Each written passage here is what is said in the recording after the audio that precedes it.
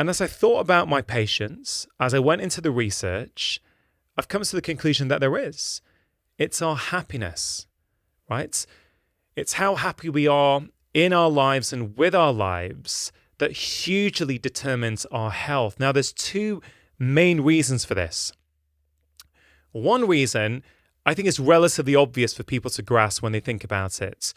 When you feel happier and more content and more peaceful with your life, you are less likely to make poor lifestyle choices. In fact, you're a lot more likely to make good choices. You're less likely to need to comfort eat and dive into the ice cream or the biscuits at 3 p.m. in the afternoon to get you through if you feel calm and content. You're less likely to need to drown your sorrows in half a bottle of wine every night if you feel pretty good about things. So often lifestyle, and this is one of the problems I have with a lot of public health messaging, I think it's too dry. Like alcohol, you should not drink more than this amount of units per week. Okay, fine, they have to give some guidance, but I find it too dry and unemotional. People don't change because of rational arguments. They change when you connect with their hearts through stories. So I have an issue with how we deliver public health guidelines anyway, which is why I think a lot of the time they're not that helpful. But it also doesn't recognize, let's take alcohol for a minute.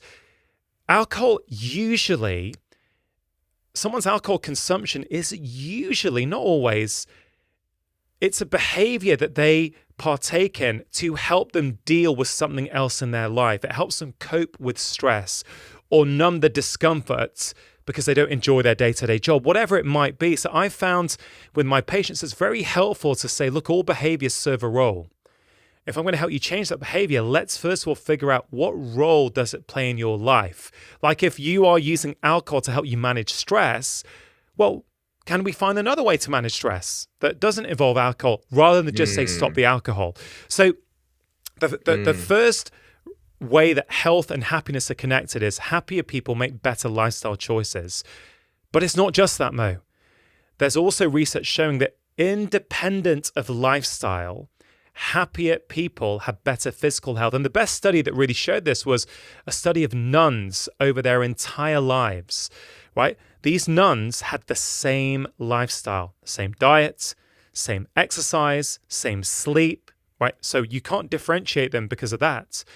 And when they looked at them, the nuns who were happier, they were healthier and they lived significantly longer. So we know that your mood, your positive emotions is massively connected with your health. Another study showed that you can take rhinovirus, which is the virus that causes the common cold. And literally scientists did this. They took two groups of people into a lab.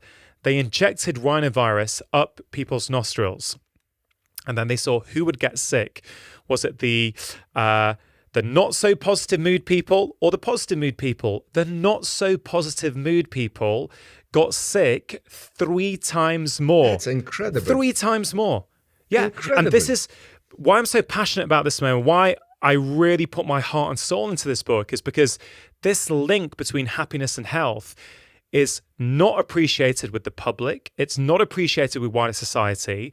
And it's definitely not appreciated within my profession. And I wanted to shine a light on it and go, it's not just physical lifestyle choices.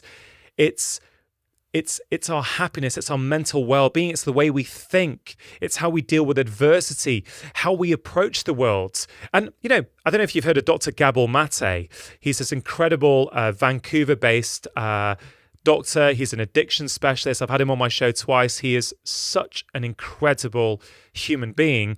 And one of his books shows clearly the link between, people, I really want people to hear this idea that if you get angry a lot, if you allow the actions of other people to overly affect you and you hold on to emotional tension, resentment, if you can't forgive people, well, you can have the best diet in the world and the best exercise regime in the world, but those factors are associated with an increased risk of cancer, autoimmune disease, heart disease, stroke.